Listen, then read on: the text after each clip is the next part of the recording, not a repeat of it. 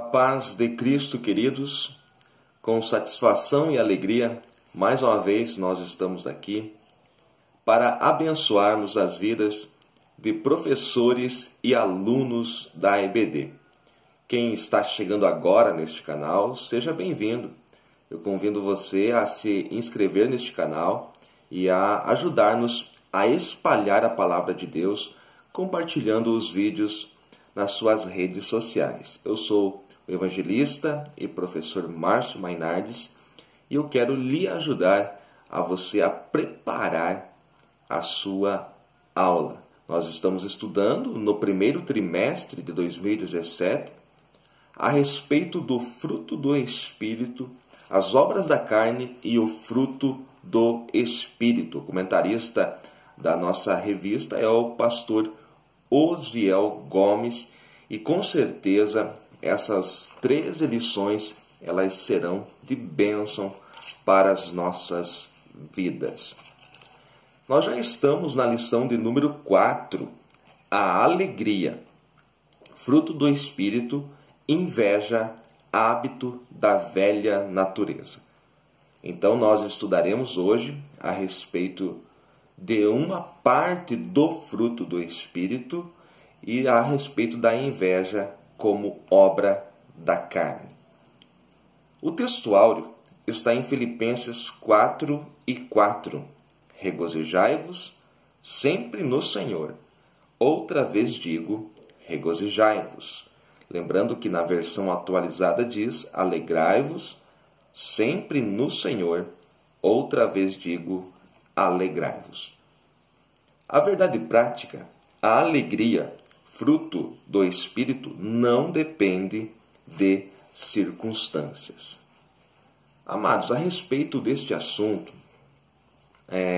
da alegria que Paulo aborda na carta aos Filipenses, eu comentei sobre isso na lição de número 13.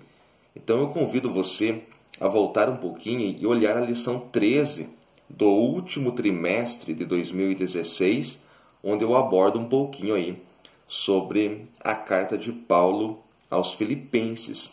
E ali eu trago algumas informações importantes, como, por exemplo, Paulo estava preso quando ele escreveu a carta aos Filipenses, dizendo estas palavras. Filipenses, juntamente com Filemon, Colossenses, Efésios, 2 Timóteo, fazem parte das cartas da prisão. Paulo escreveu quando estava preso. E qual era o crime que Paulo havia cometido para estar preso? O crime era anunciar o Evangelho de Jesus Cristo, a única coisa que ele fazia. E por este motivo ele estava preso, levando muitos açoites, sendo humilhado, sofrendo muito, mas mesmo assim, ele escreve aos irmãos em Filipos, dizendo, alegrai-vos. Outra vez digo, alegrai-vos sempre no Senhor. Então, mostrando, como nós dissemos lá na lição 13 do trimestre passado, que a alegria é uma ordem. A alegria é uma ordenança. E a alegria, ela é ultra circunstancial, como diz aqui a nossa verdade prática. A alegria do cristão, ela não depende das circunstâncias, ela não depende daquilo que acontece à sua volta, do momento que está passando, porque a alegria do cristão, ela é também cristocêntrica, ou seja, é uma pessoa, é a pessoa bendita de Jesus Cristo. Então, se você quiser explorar um pouquinho mais a respeito da alegria, eu falo a respeito da epístola aos Filipenses na lição de número 13. Você pode dar uma olhadinha lá. A nossa leitura bíblica em classe, ela está no Evangelho de João, capítulo 16, os versos 20 a 24. É importante que o professor e aluno saiba que os capítulos 13 a 17 de João, ou melhor, até o 18, mas esta parte, desde o momento da ceia, no capítulo 13, até a oração sacerdotal de Jesus, no capítulo 17, eles são um único evento, eles acontecem numa única noite, num único momento. Então, a partir do capítulo 13, João foca ali na última noite que Jesus esteve com os seus discípulos. No capítulo 18, Jesus vai cruzar o ribeiro de Cedron e em seguida irá para o Getsêmani, onde ele vai orar, e em seguida será preso.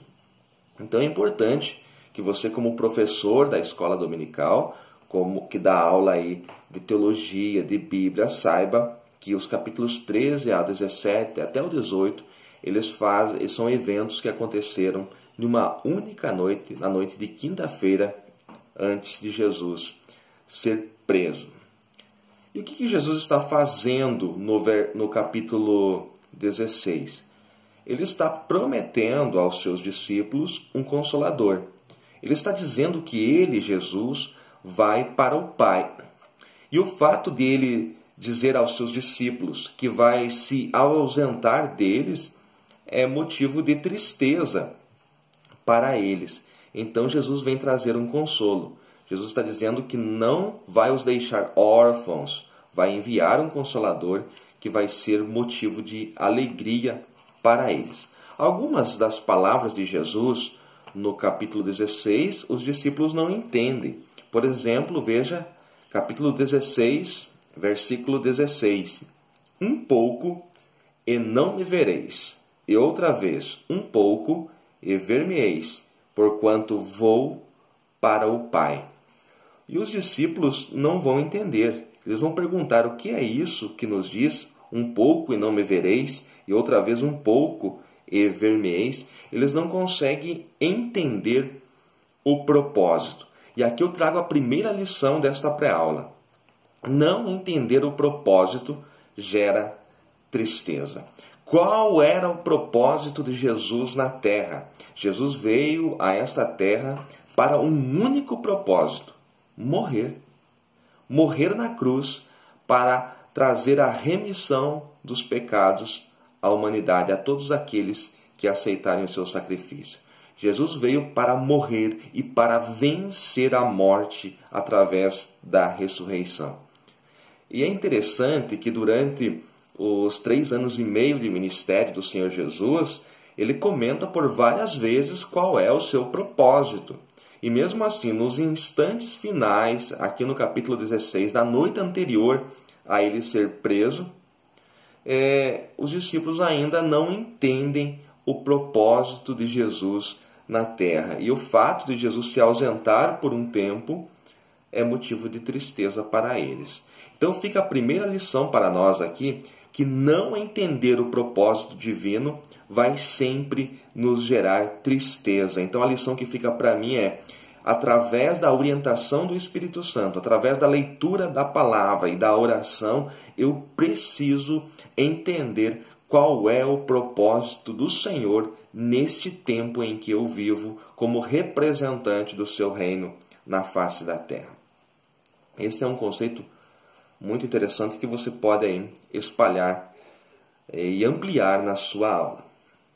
No versículo 20, Jesus está dizendo no finalzinho dele: mas a vossa tristeza se converterá em alegria. Então ele está tentando explicar qual é o propósito e que eles vão estar tristes por um tempo, mas em seguida estarão alegres. Por quê?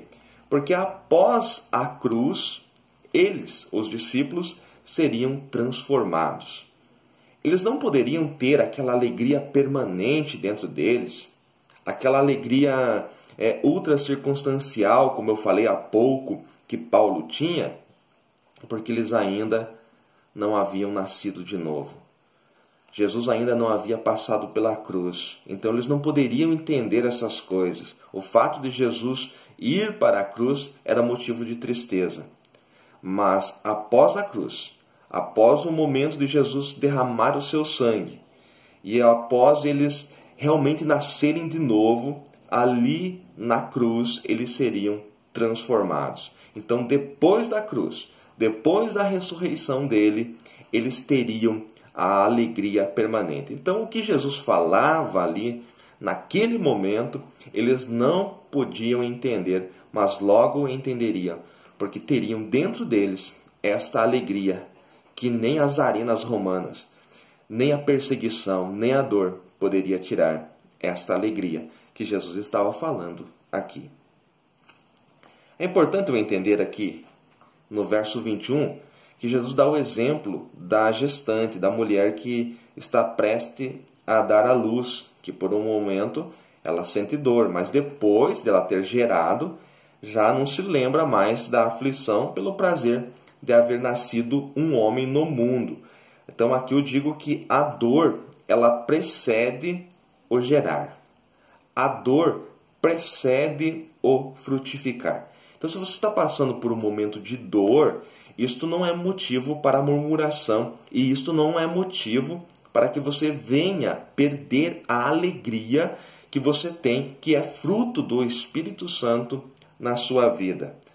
Se você está passando por um momento de dor, é porque você está prestes a gerar frutos para o reino de Deus. Então, a dor precede o gerar. A mulher que está para dar à luz, ela sente muita dor, mas depois ela já não lembra mais da dor. Então vai passar este momento e em seguida você já não se lembrará do que aconteceu, porque a sua vitória, aquilo que o Senhor tem para realizar através de você e em você, vai sobrepor a toda essa dor que você está passando. E esta dor não é motivo e não será capaz de roubar a alegria de Deus em você. Veja bem que Jesus diz assim, no verso 22, assim também vós agora, na verdade, tendes tristeza, mas outra vez vos vereis. Então Jesus está falando tanto a respeito da sua morte e ressurreição, então vocês não me verão por 3 dias, mas ao terceiro dia eu vou vencer a morte. Eu vou ser morto na cruz, vou para a sepultura, mas no terceiro dia eu vou vencer a sepultura. Então Jesus está falando disso. Mas também no texto, Jesus está falando a respeito da sua ascensão. Então depois que ele ressuscitar, ele ficaria 40 dias com seus discípulos, se apresentaria a eles, mas ele se ausentaria, porque ele iria para o Pai, ele foi para o Pai. E a partir desse momento, inicia-se a era da igreja que nós estamos vivendo hoje. Mas com certeza, assim como ele prometeu, ele voltará. Por isso que a nossa alegria ela é permanente. Porque o Senhor Jesus, hoje, ele está à destra do Pai. Mas ele enviou o Consolador. Ele enviou o seu Espírito como ele havia prometido. E nós sentimos-nos amparados pelo Espírito Santo e nós sabemos que Jesus está conosco através da sua palavra, através do Verbo de Deus. Então isso é motivo de alegria para nós.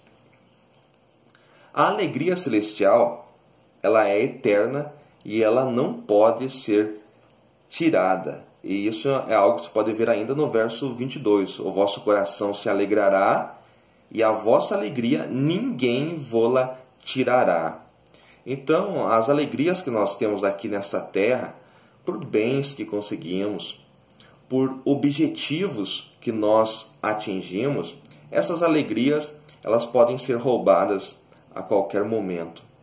Coisas que temos que são motivo de nos alegrarmos podem ser roubadas. Coisas que temos que desfrutamos delas hoje podemos perder amanhã.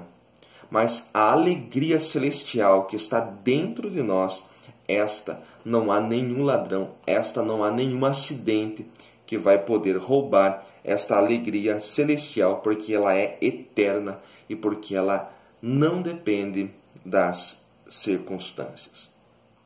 No verso 23, estou passando rapidamente aqui até por causa do tempo, Jesus diz, tudo quanto pedirdes ao meu Pai em meu nome, ele vô-lo-á de dar. No nome dele, o que é pedir em nome de Jesus? Então você não faz uma oração qualquer e coloca no final, em nome de Jesus, como se fosse uma fórmula mágica. Mas pedir em nome dele é segundo a sua vontade. Porque agora, através do perfeito sacrifício que ele efetuaria a seguir na cruz, as orações dos discípulos, as nossas orações hoje, elas podem ser atendidas.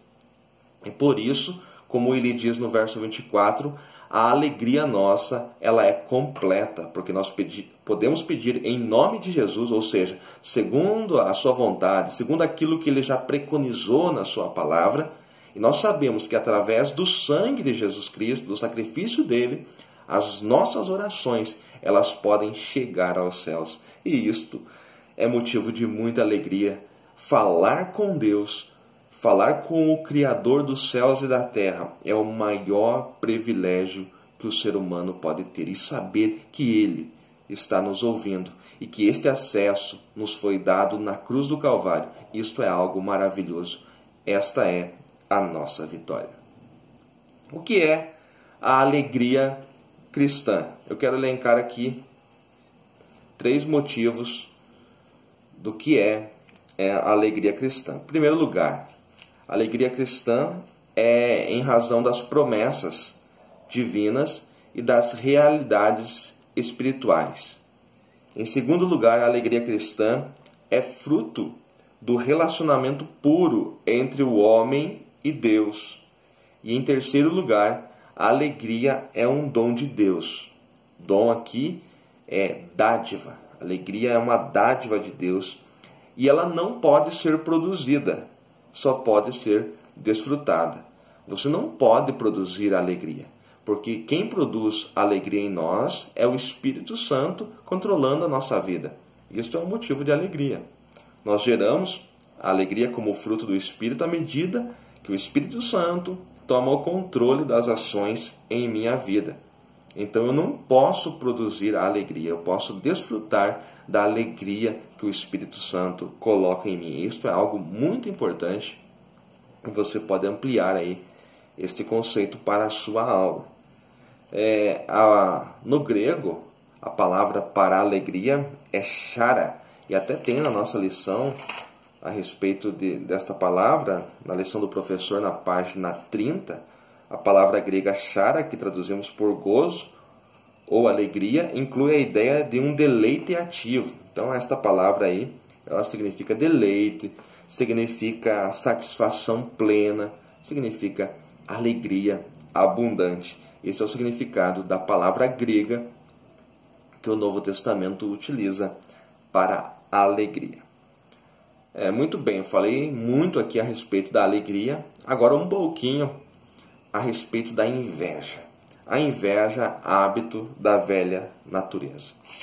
A definição de inveja você pode ter aqui no segundo tópico da lição. A palavra grega para inveja designa inveja, é utilizada em todo o Novo Testamento. Então a palavra grega ela é pitonos. A inveja é uma dor intensa, interior, diante do sucesso do próximo, dor diante daquilo que é bom para o outro. Então a pessoa invejosa, ela sente pesar em ver o seu próximo, o seu irmão, prosperando ou conseguindo um objetivo. Isto é motivo de tristeza, de amargura para o invejoso. A inveja, amados, é algo maligno. Nenhum cristão, nenhuma pessoa que teme a Deus, que pauta a sua vida na palavra de Deus e vive em oração, pode ser um invejoso. A inveja é algo terrível, maléfico mesmo. Eu quero mostrar para você que a inveja, até o pastor comenta aqui, ela se origina em quem? Em Satanás. Então o primeiro invejoso foi o querubim ungido. Se nós formos estudarmos lá em Ezequiel capítulo 28, você vai ver ali que o querubim ungido, ele teve o desejo de ser igual a Deus. Ele se sentia o mais poderoso, o mais sábio dos seres angelicais, o mais bonito, né? E ele imaginou que ele poderia ser igual a Deus. Em Isaías 14, você vê lá, a partir do verso 12, que ele disse: eu subirei às alturas, estabelecerei o meu trono, ou seja, eu vou ser grande, eu vou abrir uma concorrência aqui com o Todo-Poderoso, porque eu posso ser igual a ele. Então, o primeiro invejoso que aparece na Bíblia é o querubim ungido, que nós conhecemos aí na Vulgata Latina como Lúcifer, né? Como Satanás, como seja qual for o nome que você vai chamá-lo, é dele que vem a inveja. Portanto, quem é invejoso é um filho dele, é um discípulo dele, não tem como fugir disso. Na Bíblia nós temos alguns exemplos dos males da inveja e de pessoas que praticaram isto. Por exemplo, os irmãos de José, né, foi por inveja que eles o venderam como escravo aos mercadores midianitas, lá em Gênesis 37. Também o rei Saul, um outro exemplo de inveja, a partir do momento que Deus escolhe a Davi é ungido como rei em seu lugar, porque ele, Saul, havia se desviado dos caminhos do Senhor. Ele tem inveja de Davi por Davi ser, como seu próprio nome diz, amado por Deus, e Deus o colocá-lo como seu sucessor no trono. Então, Saul tenta a todo momento matar a Davi, e a inveja de Saul em relação a Davi, ela não foi um mal só para Davi, ela foi um mal para Saul também, que aos poucos foi perdendo toda a sua alegria e foi vivendo em função de Davi. Para ir para o finalzinho aqui desta pré-aula, eu digo que o invejoso, ele será sempre infeliz, amargurado e sem paz. O invejoso será sempre infeliz, amargurado e sem paz. Esta é a regra de um invejoso, porque a dor dele é o sucesso, é a abundância do seu próximo. Ele não pode ver isso, então ele vai ser sempre infeliz. Então o invejoso, ele não pratica o mal somente para aquele a quem ele inveja. O invejoso, ele pratica o mal para si mesmo. Talvez o maior prejudicado seja ele mesmo. Então ele sempre é amargurado, ele sempre é infeliz, e ele jamais vai ter paz, porque ele não pode ver o seu próximo sendo abençoado. Quem é invejoso não está no controle do Espírito Santo. Isto é óbvio. Precisa passar pela cruz, precisa se arrepender, precisa ser regenerado e demonstrar a alegria no Espírito Santo. Então, quem é invejoso ainda está na carne. Quem é invejoso ainda não nasceu de novo, não foi regenerado. Talvez eu esteja aqui sendo bem incisivo com as minhas palavras, mas esta é a verdade do Evangelho. Nós não podemos nos enganar, irmãos. Ou nós produzimos o fruto do Espírito, ou nós produzimos as obras da carne. Ou nós estamos em Deus, ou nós não estamos. Não tem meio termo. Não tem como praticar alguns gomos do fruto do Espírito. É impossível isso. Ou você pratica todos ou nenhum. E praticar também a inveja. É impossível. Então, se a inveja ela tem tomado conta da sua vida, se você tem sido vítima disso, é tempo de você voltar, passar pela cruz. É tempo de se arrepender. É tempo de ser regenerado e começar a praticar o fruto do Espírito e ser controlado pelo Espírito Santo, que com certeza a inveja não terá mais domínio sobre a sua vida. Romanos 14 e 17, Paulo diz que o reino de Deus não é comida nem bebida, mas o reino de Deus é alegria. Alegria. É paz, é justiça. Então esses são alguns dos atributos do reino de Deus. Quem é o embaixador do reino de Deus, ele é alegre e ele tem paz e ele pratica a justiça. Então não tem como eu ser um embaixador do reino e ao mesmo tempo ser um invejoso. Seja no contribuir, como está no tópico 3, seja no servir, seja no viver, a alegria do Senhor, ela é sempre a nossa força, conforme está em Neemias 8, verso 10. Que o mundo possa ver em nós, que o mundo veja em nós a alegria do Senhor. E que ele, mundo, seja contagiado, seja atraído para o reino de amor através da alegria que ele vê em nós. A maneira como nós vivemos, a maneira como nós nos comportamos como cristãos, deve atrair, deve contagiar o mundo.